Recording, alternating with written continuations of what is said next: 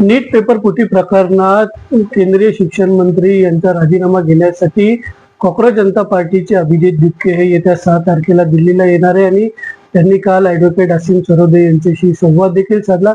माझ्यासोबत डॉक्टर असीम Sarode sir sir Abhijit Dipke यांचा तुम्हाला फोन आला, काय नेमका संवाद झाला? अभिजित दिपके याचा मला फोन आला आणि त्यांनी सांगितलं की 6 तारखेला तो येणार आहे भारतामध्ये. माझं असं मत होतं की त्यांनी भारतात आता येऊ नये. सगळं नियोजन झालं असेल, काय करायचं आहे ते ठरलं असेल, लोकशाही मार्गाने कोण कोण मदत करणार आहे ते नक्की झालं असेल तर त्यांनी यावं असं माझं स्पष्ट मत मी त्याला सांगितलं. परंतु त्यांनी सांगितलं की कधी आलं तरी सरकार काय कारवाई करणार त्याला आपण तयार असलं पाहिजे आणि त्या निश्चयानेच तो येतो आहे इथे. त्यामुळे जेलमध्ये टाकलं तरी चालेल, पण मी आता हा जो नीटचा प्रश्न आहे, विद्यार्थ्यांचा प्रश्न आहे, साधारणतः 30 लाख विद्यार्थी आणि त्यांचे 60 लाख पालक असं जरी धरलं तरी एवढ्या मोठ्या लोकसंख्येचा हा प्रश्न आहे, ज्यांचे सतत हाल अपेष्टा ज्यांना सहन करावं लागतात. अभ्यासाच्या दिव्यातून गेल्यावर सुद्धा परीक्षा, पेपर फुटी या सगळ्या गोष्टी ज्या होत आहेत, तो महत्वाचा विषय आता मांडला पाहिजे आणि धर्मेंद्र प्रधान यांच्या राजीनाम्याची मागणी लावून धरली पाहिजे असं त्यांनी ठरवलेलं आहे. त्यामुळे तो 6 तारखेला येणार असं त्यांनी नक्की केलेलं आहे. तुम्ही जाणार आहात का? आणि दुसरी गोष्ट का, ते जंतर मंतरवर आंदोलन देखील करणार आहेत. देशभरातून अनेक विद्यार्थी आंदोलनात सहभागी होणार आहेत. देशभरातले अनेक विद्यार्थी नक्कीच याच्यामध्ये सहभागी होतील असं दिसते. अभिजितनी मला हे सुद्धा सांगितलं की कॉक्रोच जनता पार्टी काढल्यानंतर जे महाराष्ट्रामध्ये किंवा भारतात पण स्वतःच ज्यांनी स्वतःला डिक्लेअर केलेलं आहे की आम्ही अध्यक्ष आहोत जिल्ह्याचे, आम्ही तालुक्याचे अध्यक्ष आहोत, त्या कोणाची नेमणूक अभिजितनी केलेली नाही.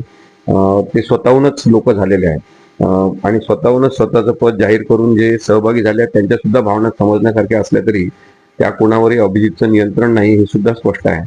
त्यामुळे एक महत्वाचा मुद्दा आहे की व्यवस्थेबद्दल, यंत्रणेबद्दल ज्या पद्धतीने सत्ता राबवली जात आहे आणि सत्तेचा उपयोग किंवा दुरुपयोग केला जातो आहे त्याबद्दल लोकांच्या मनात प्रचंड राग आहे आणि त्या रागाचं एकत्रीकरण अभिजितच्या कॉक्रोच जनता पक्षाच्या निमित्ताने झालेलं आहे आणि त्याचा सगळ्यांनी आदर करायला पाहिजे की लोकशाहीमध्ये इतक्या मोठ्या प्रमाणामध्ये ऑनलाईन का होईना राग व्यक्त होणं आणि भारतीय जनता पक्षासारख्या धनाढ्य पक्षाच्या पेक्षा जास्त फॉलोअर्सची संख्या होणं ही काही साधी गोष्ट नाही आहे. त्यामुळे अभिजितच्या आंदोलनामध्ये प्रत्यक्ष सक्रियपणे रस्त्यावर किती जण उतरणार ही गोष्ट वेगळी, पण अभिजितनी ठरवलेलं आहे ते जास्त महत्वाचं आहे की लोकशाही पद्धतीने शांततामय मार्गाने मागण्या करणारं आंदोलन दिल्लीमध्ये तो सुरू करणार आहे. त्यासाठी अनेक ज्येष्ठ लोकांचा पाठिंबा त्याला मिळतो आहे. माझ्या माहितीप्रमाणे सोनम वांगचुक सहभागी होणार आहेत, अभिनेते प्रकाश राज बहुतेक सहभागी होणार आहेत. महाराष्ट्रामध्ये त्यांनी अनेकांना फोन केले, ज्याच्यामध्ये ज्येष्ठ पत्रकार निखिल वागळे सरांना त्यांनी फोन केला आणि निखिल वागळे सरांनी पूर्ण पाठिंबा दिलेला आहे. माझे मित्र डॉक्टर विश्वंभर चौधरी यांना सुद्धा फोन त्यांनी केला, त्यांच्याशी चर्चा केली, माझ्याशी चर्चा केली आणि आम्हाला सगळ्यांनाच त्यांनी 6 तारखेला या आंदोलनामध्ये सहभागी व्हा असं सांगितलेलं आहे. जंतर मंतरवर जी एक राजकीय घडामोड 6 तारखेला घडून येईल तो पुढच्या दृष्टीने एक महत्वाचा आंदोलनाचा विषय असणार आहे की लोकशाहीची मागणी. तुम्ही जाणार आहे? मी जाणार की नाही अजून काही ठरवलेलं नाही आहे, परंतु आम्ही सगळेजण मिळून त्याचा निर्णय घेऊ. परंतु अभिजितच्या या आंदोलनाला लोकशाही मार्गाने शांततामय आणि अहिंसक मार्गाने आंदोलन होणार असेल त्याला आमचा पाठिंबा असणार. त्यांनी एक भीती देखील त्याच्या व्हिडिओमध्ये बोलून दाखवली का माझ्यावर कारवाई झाली तरी मी तयार आहे, पण मी रस्त्यावरचं आंदोलन आता सुरू करणार. कशा पद्धतीने याकडे बघता? उद्या त्याला जर कारवाई झाली तर कायदेशीर बाबी तुम्ही सांभाळणार? माझ्याप्रमाणेच अनेक वकील कायदेशीर टीम म्हणून अभिजित दिपकेच्या सोबत असणार आहे. कॉक्रोच जनता पक्ष म्हणून त्यांनी जी एक असंतोषाची मांडणी केलेली आहे ती आम्हाला आमचा सगळ्यांचा विषय असं वाटतंय. दुसरी गोष्ट, सरकार एवढ्या घिसाडगाईनी अभिजितला अटक करतील असं वाटत नाही, कारण की ते पाहतील त्याची ताकद किती प्रमाणात वाढलेली आहे, कोण कोण पाठिंबा देत आहेत, हे आंदोलन कशा दिशेने वाढत आहे आणि त्यानंतरच सरकार कदाचित अटक करायची की नाही हे ठरवतील. कारण दुसरा विषय असा आहे की जर अभिजितला अटक केली आता आल्या आल्या तर कदाचित त्याचं महत्व आणखी वाढेल, त्याची ताकद आणखी वाढेल जेलमध्ये टाकल्यावर सुद्धा ते आंदोलन खूप व्यापक प्रमाणामध्ये ऑनलाईन पद्धतीने सुरू होईल. यातून एक अत्यंत लोकशाही विचार प्रसारित होईल याची सुद्धा भीती सरकारला आहे.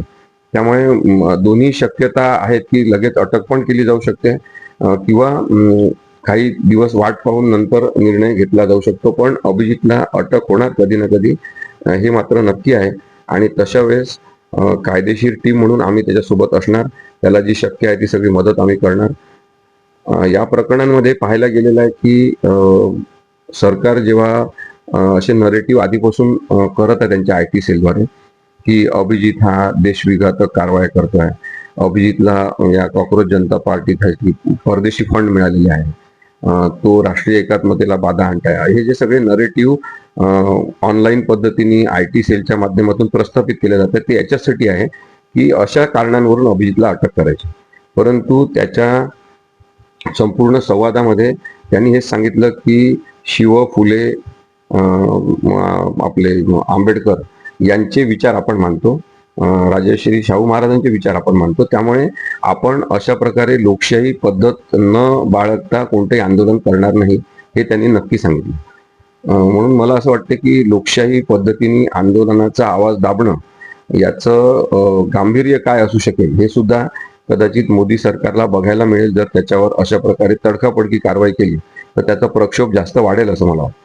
सर, पण आतापर्यंत कॉक्रोच जनता पार्टी सुरू झाली, सोशल मीडियावर आपण बघितलं तरुणांनी उद्रेक जो त्यांचा राग होता तो अनावर केला आणि जेवढे फॉलोअर्स म्हणजे भारतीय जनता पक्षाला त्याच्यापेक्षा दुप्पट फॉलोअर, मात्र आता प्रत्यक्षात रस्त्यावर लढाई सुरू झाली असं म्हणावं लागेल का? रस्त्यावरची लढाई अभिजित आता छेडणार आहे आणि तो मागे हटणार नाही असं त्यांनी सांगितलं. जेलमध्ये टाकलं तरी माझी तयारी आहे अशा पद्धतीची मानसिक तयारी करून तो भारतात येतो आहे. आणि त्यामुळे केवळ एक झुरळ आहे असं म्हणून जी संभावना न्यायालयाने सुद्धा केली आणि सगळ्या लोकांनीच ते हलक्यात घेण्याचा प्रयत्न केला, तशा हलक्यामध्ये या जेनजीच्या भावनांना घेणं हे अत्यंत धोकादायक ठरणार आहे सरकारसाठी. तो ज्या तयारीने इथे येतो आहे, मानसिक तयारीने स्वतःच्या, त्याच्यामध्ये मला असं वाटते की एक लोकशाहीचा जो आक्रोश आहे तो चांगल्या पद्धतीने मांडला गेला पाहिजे. कोणत्याही शांततामय मार्गाशिवाय इतर मार्गांचा वापर करायला नको. कोणी बेताल वक्तव्य त्याच्या आंदोलनात करायला नको, कारण की त्यांनी जे सांगितलं की माझ्यासोबत पाठिंबा देणारे सगळेच वैचारिकदृष्ट्या सक्षम आहे असं मला माहिती नाही, त्यांच्याबद्दल मला माहिती नाही. त्यामुळे अशा आंदोलनांमध्ये कोणत्याही प्रकारे हिंसा व्हायला नको, बेताल वक्तव्य व्हायला नको, राष्ट्राचा देशाचा अपमान व्हायला नको. या गोष्टींचं पालन सगळ्यांनी केलं पाहिजे. कदाचित त्याच्या आंदोलनामध्ये काही जणांना मुद्दाम घुसवलं जाईल अशा गोष्टी करण्यासाठी आणि आंदोलन बदनाम केलं जाईल ही सुद्धा शक्यता आहे. तुम्ही एक म्हटला का आज ना उद्या त्याला अटक होणार, खरंच असं वाटतंय? आतापर्यंत सरकारची प्रक्रिया पाहिली ना आपण, की आता समजा आपण हेच घेऊ की हे काय कॉक्रोच जनता पार्टी, त्यांचे अकाउंटच किती वेळा सस्पेंड केले सरकारने. अकाउंट सस्पेंड करण्यासाठी IT ऍक्ट मध्ये जी प्रक्रिया सांगितलेली आहे की त्यांना तुम्ही कारणे दाखवा नोटीस पाठवा, कशाबद्दल तुम्ही सस्पेंड करताय त्याची विचारणा करा, समज द्या की ह्या गोष्टी लिहायच्या नाही, पण थेट अकाउंट सस्पेंड केले जातात.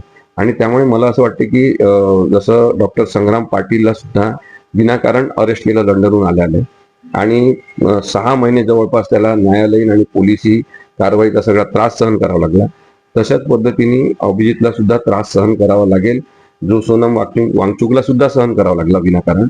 म्हणून भारतामध्ये अभिव्यक्ती स्वातंत्र्य दाबण्याचं एक सत्र सुरू झालेलं आहे आणि हा जो आवाज आहे जेनझीचा हा त्याच्या विरुद्ध आहे की आमच्या अभिव्यक्ती आम्हाला मांडू द्या. सरकारने जरी मोठ्या मनाने समजून घेतलं नाही तर त्यांना याचा खूप मोठा धोका होऊ शकतो. नक्कीच आपण जर बघितलं तर अभिजित हा येत्या 6 तारखेला येणार आहे, मात्र त्यांनी भारतात येऊ नये असं काल जेव्हा संवाद झाला तेव्हा आसिम सरोदे यांनी त्याच्याशी चर्चा केली. मात्र तो येणार आहे आणि केंद्रीय शिक्षण मंत्री धर्मेंद्र प्रधान यांच्या राजीनाम्यासाठी तो आंदोलन करणार आहे. मात्र आज ना उद्या त्याला अटक होणार आहे आणि अटक झाल्यावर जे काही कायदेशीर लढाई येते आम्ही लढू असं देखील यावेळी आसिम सरोदे यांनी सांगितलंय. सध्या सय्यद, ETV भारत पुणे.